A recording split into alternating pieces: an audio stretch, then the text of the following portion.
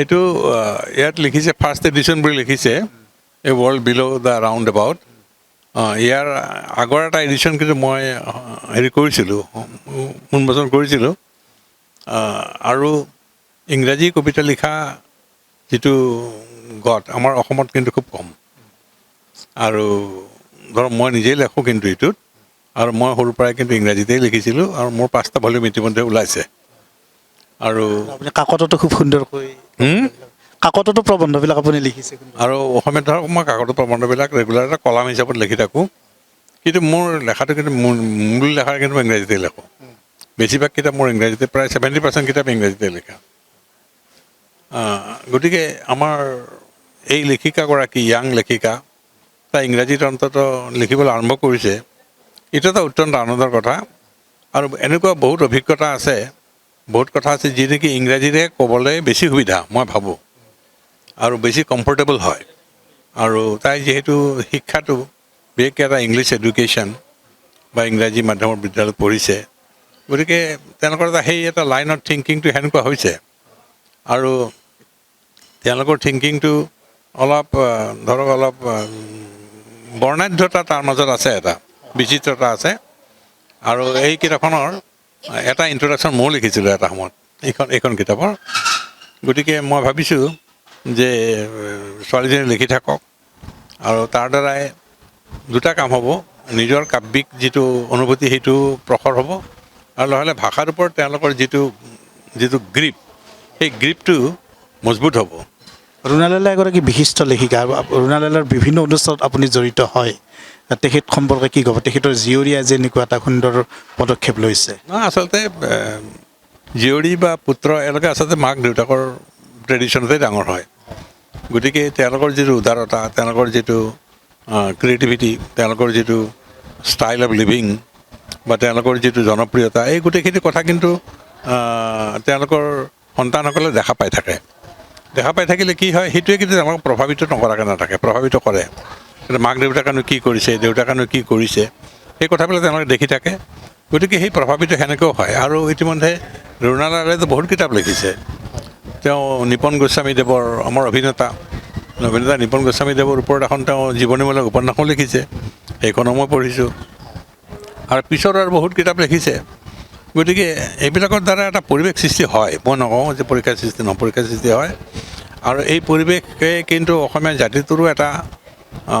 এটা শ্ৰীবৃদ্ধি ঘটায় কাৰণ কি অসমীয়া জাতিটো কিন্তু অসমীয়া বিশেষকৈ যুৱ সমাজ বহুত বিভ্ৰান্তিৰ মাজত আছে এতিয়া বিভ্ৰান্তিৰ মাজত আছে কিতাপ পঢ়াৰ প্ৰতি এক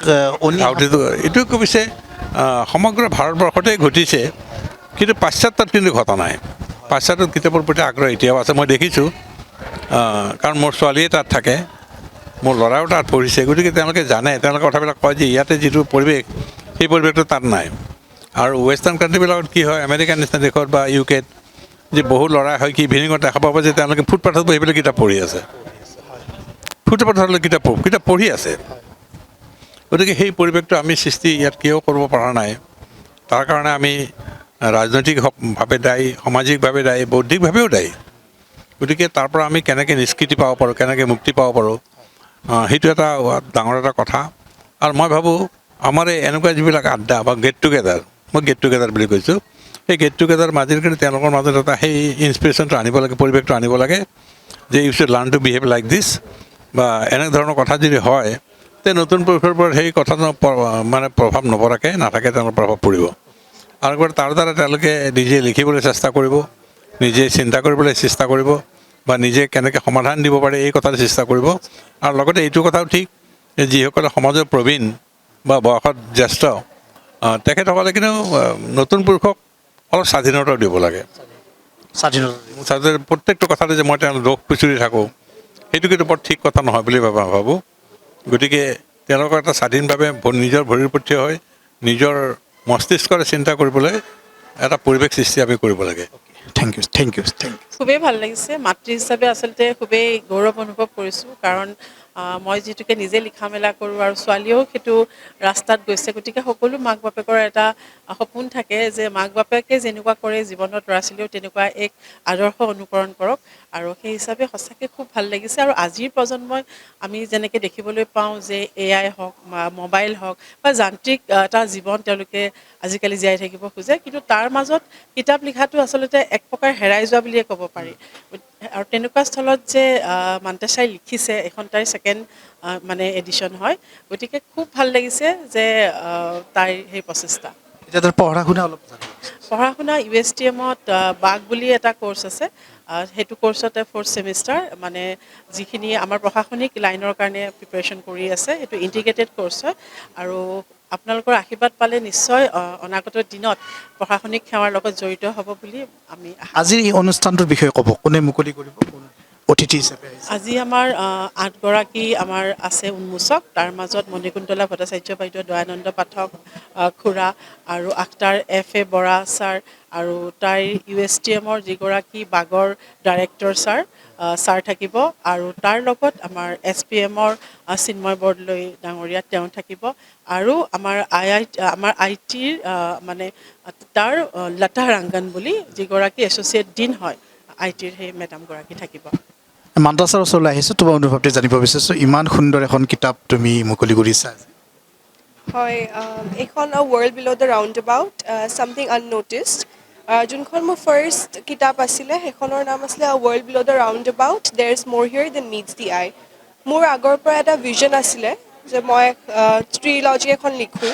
চ' মই এটা মানে মুভি স্ক্ৰিপ্ট লিখিবলৈ বিৰাট আগ্ৰহী আছিলোঁ আগতে। চ' এতিয়া লাহে লাহে অকণমান মই চেষ্টা কৰি ফাৰ্ষ্ট পাৰ্টটো লিখিলোঁ, চবে ভাল পালে, বহুত মৰম দিলে, আৰু চ' মই ছেকেণ্ডখন লিখি উলিয়ালোঁ এতিয়া। ৰিভিউজ লৈছোঁ, সকলোৱে কৈছে বিৰাটেই ভাল লাগিছে। থাৰ্ডখন ওলাবলৈ মই এটা মানে ফিউচাৰিষ্টিক এপ্ৰ'চ ৰাখিলোঁ আৰু লিখাৰ অনুপ্ৰেৰণা ক'ৰ পৰা পাইছা? মাৰ পৰা। মাক দেখি দেখি। হয়, আগৰ পৰা লিখোঁ মই, বাট মায়ে যেতিয়া লিখা আৰম্ভ কৰিলে তেতিয়া মোৰ এনেকুৱা লাগিলে নাই, মোৰ ব্লাড লাইনত আছে বাৰু লিখাটো, চ' মই লিখাটো কৰি থাকোঁ। ভৱিষ্যতে পঢ়া শুনাৰ লগতে কেনেকৈ আৰু কি কিতাপ লিখিব প্লেন? সেই ইচ্ছাটো বহুত বেছি আছে, মই চিভিল ছাৰ্ভিচ কৰিবলৈ মোৰ বহুত ইচ্ছা আছে। চ' মই সেইটো কাৰণে সেইটোৰ ওপৰতে এটা ক'ৰ্চ আছে, BA in administration and governance বুলি কয় USTMত, সেইটো ইণ্টিগ্ৰেটেড ক'ৰ্চ হয়। চ' সেই ক'ৰ্চটো মই লৈছোঁ, আৰু লগতে মই যোনটো ফ্ৰী টাইম থাকে, অবভিয়াছলি এইটো ক'ব নোৱাৰোঁ যে মোবাইল নাচাওঁ কিবা নকৰোঁ, বাট সেইটোৰ লগতে মই এটা টাইম ৰাইটিংটো ডিভ'ট কৰিব খুজিছোঁ আৰু পিছত। ঠিকে আছে। যিকোনো খবৰৰ বাবে যোগাযোগ কৰক আমাৰ এই নম্বৰত 9181 307 2221।